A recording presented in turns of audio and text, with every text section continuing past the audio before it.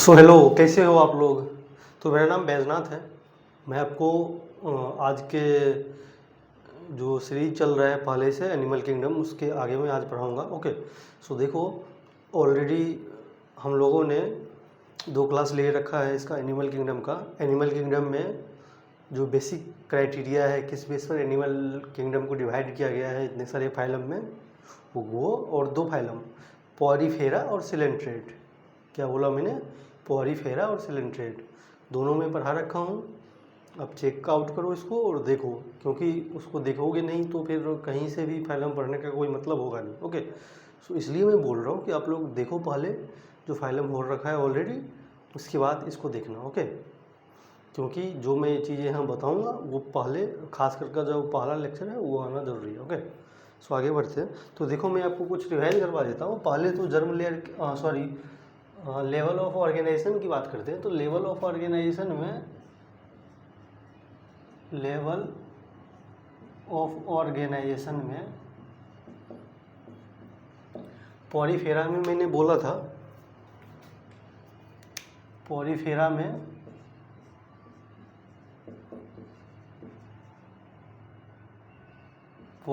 में सेलुलर होता है, सिलेंट्रेट में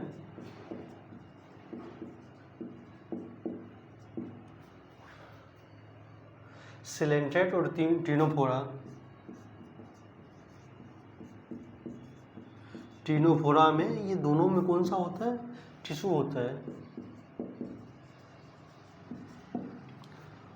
उसके बाद एक जो प्लेटीहेल्मिन्थस है, ओनली वन,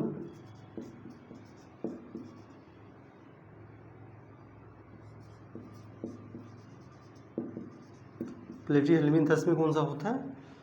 ऑर्गेन होता है, ऑर्गेन सिस्टम होता है। ओके। उसके बाद एस्केल्मिन्थस से लेकर, एस्केल्मिन्थस से लेकर कॉर्डेट तक, कॉर्डेट तक कौन सा होता है? Organ system. यहाँ पे ऑर्गेन सिस्टम नहीं लिखना है, ऑर्गेन लेवल ऑफ ऑर्गेनाइजेशन लिखना है बस।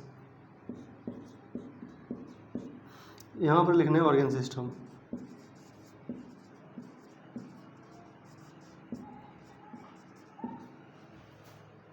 सो इस तरह से मैं आपको लेवल ऑफ ऑर्गेनाइजेशन बताया था।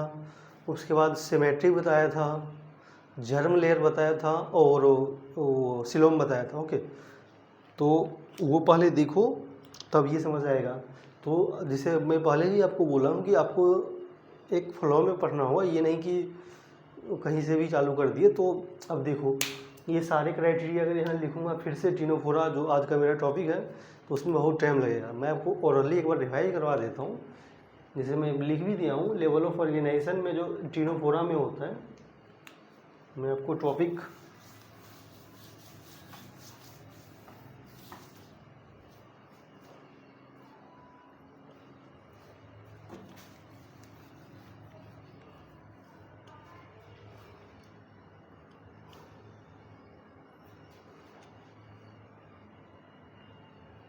आज का जो टॉपिक है हम लोगों को वो क्या है? टीनोफोरा। इसमें लिखो फाइलम टीनोफोरा।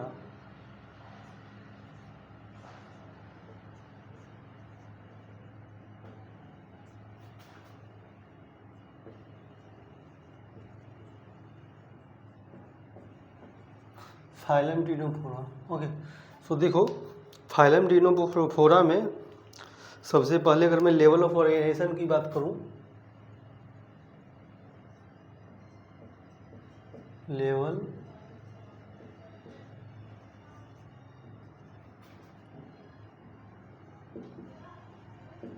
ऑर्गेनाइजेशन की बात करूं, दूसरा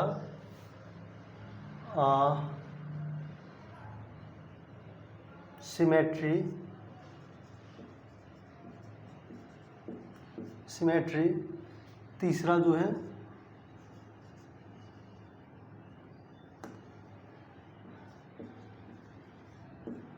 जर्म लेयर, और चौथा जो है सिलोम।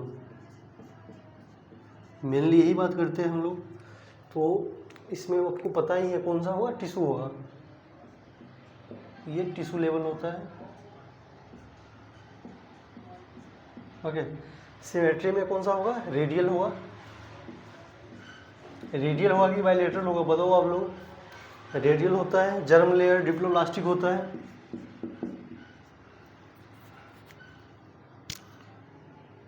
डिप्लोब्लास्टिक होता है। और सिलोम में क्या होगा?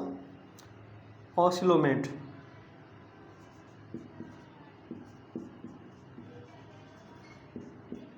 ऑसिलोमेट।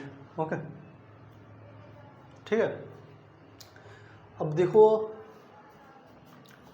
टीनोफोरा का जो स्पेशल फीचर है, एक चीज़ मैं बता देता हूँ। टीनोफोरा का जो एक स्पेशल फीचर है वो आपका है बायोल्यूमिनेसेंस। बेसिकली टीनोफोरा के ऑर्गेनिज्म में या फिर उसके फैमिली में के एनिमल में एक प्रॉपर्टी होता है, जिसे आप देखते होंगे कि रात में कुछ कीड़ा होता है जो लाइट एमिट करता है। ओके, तो उस प्रॉपर्टी को, लाइट एमिट करने की प्रॉपर्टी को हम लोग बायोल्यूमिनेसेंस बोलते हैं। क्या बोलते हैं? बायोल्यूमिनेसेंस। चाहे वो आपका प्लेइरोब्रैकिया हो गया या फिर टीनोप्लाना। ओके, इसका मेंबर है। तो मैं आपको फिगर बना के ही बताऊंगा, बट आप एक चीज़ यहाँ पर लिखो पहले, इसको नंबरिंग कर लो।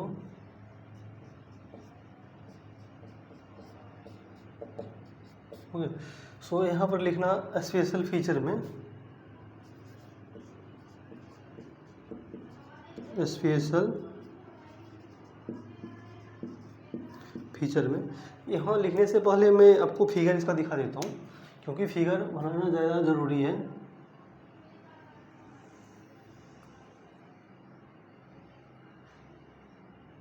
ओके,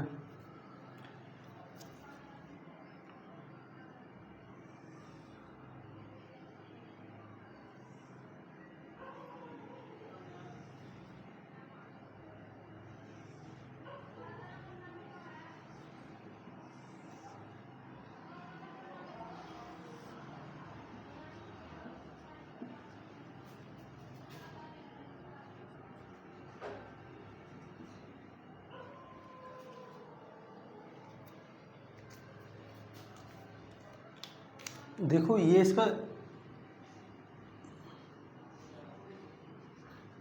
इसका टेंटिकल्स, सॉरी, ये इसका सिलिएटेड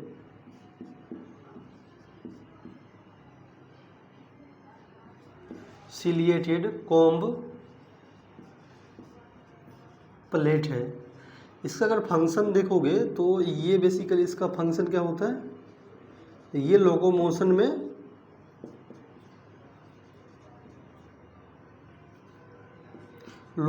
में हेल्प करता है।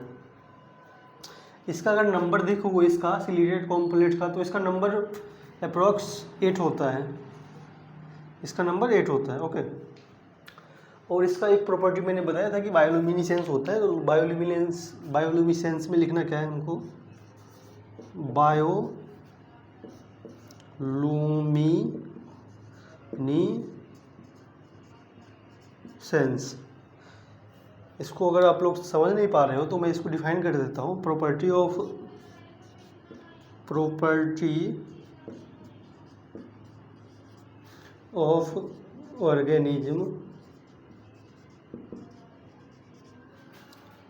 organism to emits light, okay, ये इसका स्पेशल फीचर है। अब देखो इसके इसका जो फिजियोलॉजिकल अगर देखोगे, फिजियोलॉजी, तो देखो इसमें उसे ज़्यादा चीज़ें दे नहीं रखा है, क्योंकि पढ़ाने के लिए मैं पूरा एनिमल किंगडम बहुत पढ़ाते रहूँ तो उसका कोई मतलब नहीं है। मेरा टारगेट क्या है कि जो चीज़ें आपके एग्ज़ाम में आ रहा है उसी पर फोकस करो। ओके, फालतू चीज़ों पर फोकस नहीं करो। तो आपके जो बुक है उसमें दे रखा है कि इसका जो डाइजेशन है, डाइजेशन के पहले बारे में दे रखा है। डाइजेशन एक्स्ट्रा एंड इंट्रा दोनों होता है। एक्स्ट्रा सेलुलर भी होता है और इंट्रा सेलुलर भी होता है।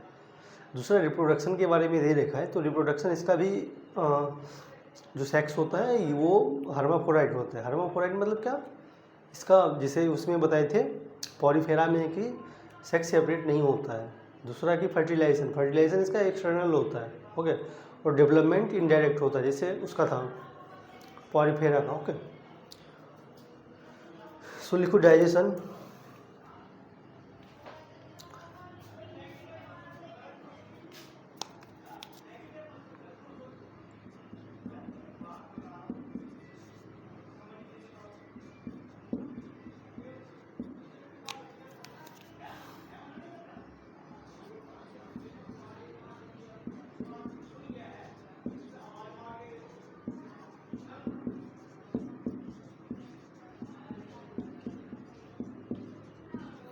एक्स्ट्रा इंट्रा, दूसरा है रिप्रोडक्शन के बारे में दे रखा है।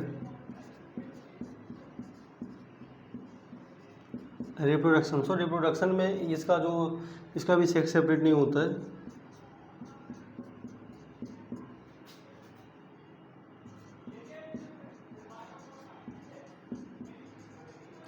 इसका जो फर्टिलाइजेशन है, फर्टिलाइजेशन जो है अपना वो एक्सटर्नल है, और डेवलपमेंट जो है इनडायरेक्ट है। इसका डेवलपमेंट क्या होता है, इनडायरेक्ट होता है। सबसे बड़ी चीज़ है कि इसका एग्जाम्पल लिखो, दूर दे रखा है आपके बुक में। पहले यूरोब्रेकिया,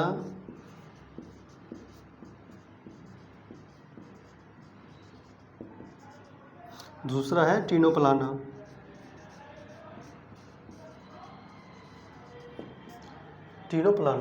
एक चीज़ मैं आपको पहले ही बताता कि इस फाइलम को बेसिकली कॉम्ब, सही से लिखो, कॉम्ब जेलीज या सी वॉलनट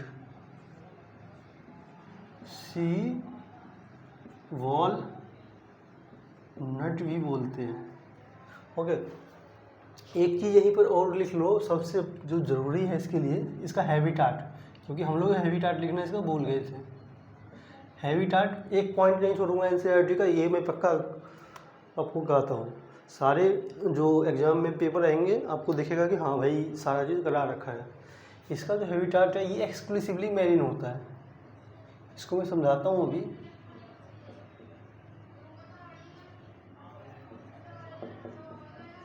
एक्सक्लूसिवली मैरीन होता है।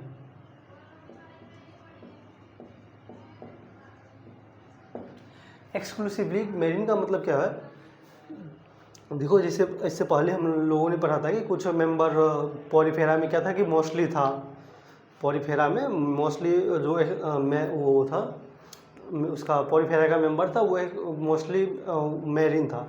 लेकिन इसमें क्या दे रखा है, एक्सक्लूसिवली होता है, इसका सारा मेंबर एक्सक्लूसिवली मैरीन है। मैरीन के अलावा एक्वेटिक में ये फ्रेश वाटर में नहीं होता। जितना भी मेंबर इसका किस में मिलेगा, मैरीन में मिलेगा।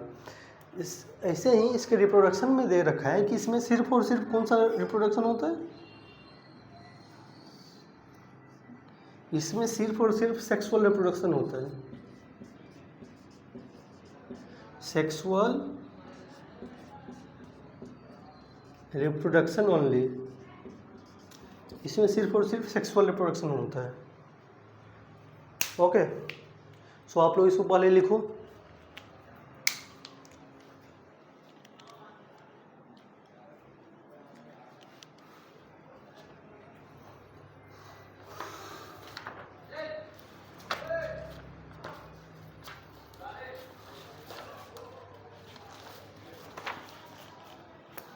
एक बार मैं आपकी बुक चेक कर लेता हूँ कि कोई पॉइंट छूटा तो नहीं, क्योंकि पॉइंट सारा कराना ज़रूरी है।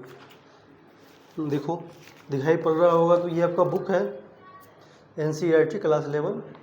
देखो इसमें रेडियल सिमेट्री, डिप्लोब्लास्टिक है, लेवल ऑफ ऑर्गेनाइजेशन दे रखा है, सिलोम वगैरह के बारे में बात नहीं कर रखा है इसमें। बॉडी वही, बॉडी वियर एक्सटर्नल वही है।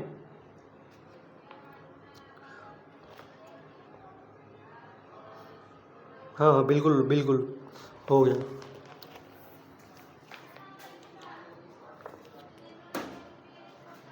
आप लोग लिख लिए? चलो अब मैं इसको मिटाता हूँ।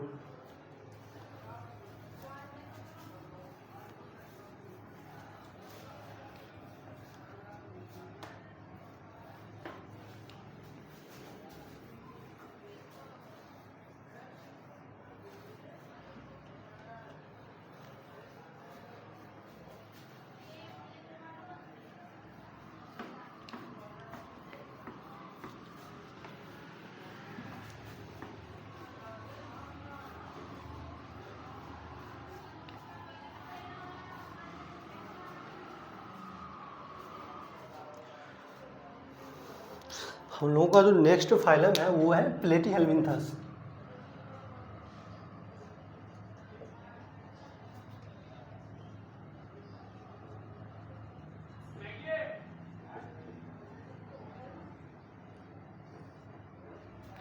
देखो मैं आपको एक चीज़ समझाता हूँ। मेरे को पढ़ाने के लिए मैं कुछ भी पढ़ा सकता हूँ, आप पढ़ते रहो, ओके। लेकिन क्या होगा, आप लोगों को भी पता नहीं लगेगा कि क्या चीज़ इंपॉर्टेंट है और क्या चीज़ नहीं है। तो मेरा काम है कि जो चीज़ ज़रूरी है आपके एग्ज़ाम के पॉइंट ऑफ व्यू से, वो मेरे को करवाना है। मेरे को क्या आ रहा है उससे आपको मतलब नहीं है, आपके एग्ज़ाम में क्या आ रहा है वो आना चाहिए आपको, ओके। और वो कराना आना चाहिए। मैं कुछ भी पढ़ाऊँ उसका कोई मतलब है ही नहीं आपको लोगों के लिए। इसलिए देखो मैं इसमें ट्रिनोफोरा में आपको क्या बताया, सिर्फ और सिर्फ डाइजेशन बताया और दूसरा रिप्रोडक्शन के बारे में बताया, क्योंकि उसमें आपके बुक एनसीईआरटी में यही है और पेपर में भी देख लो यही आएगा। तो फालतू में क्यों बताना कि इसमें सर्कुलेटरी सिस्टम क्या होगा, नर्वस सिस्टम क्या होगा, एक्सक्रीटरी क्या होगा, रेस्पायरेशन क्या होगा, है ना। ये सब नहीं बताना फालतू में। हाँ, यहाँ जो प्लेटीहेल्मिन्थस है इसमें दे रखा है, इसमें आपको दे रखा है कि इसका नर्वस सिस्टम कौन सा होता है, इसके एक्सक्रीटरी सिस्टम क्या होता है, तो मैं बिल्कुल बताऊंगा ये यहाँ पर, ओके। सो देखो ये जो फाइलम है इसको हम लोग प्लेटीहेल्मिन्थस बोलते हैं। प्लेटीहेल्मिन्थस को राउंड बॉम्ब भी बोलते हैं, कई फ्लैट बॉम्ब बोलते हैं, बताओ आप लोग। अरे भैया इसको फ्लैट बॉम्ब बोलते हैं, flat bomb, okay.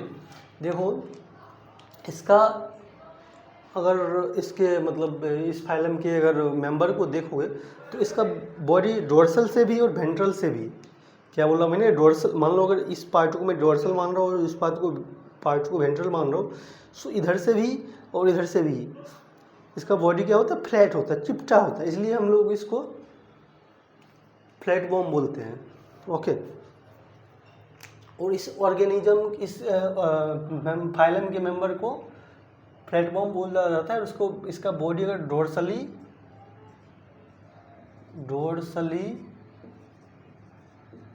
And ventrally क्या होता है, फ्लैट होता है। डोर्सली और वेंट्रली फ्लैट होता है, इसलिए हम लोग को इसको फ्लैट बॉम्ब बोलते हैं, ओके। एक चीज़ मैं बताता हूँ, इसके जो मैक्सिमम मेंबर है वो इंडोपैरासाइट होता है।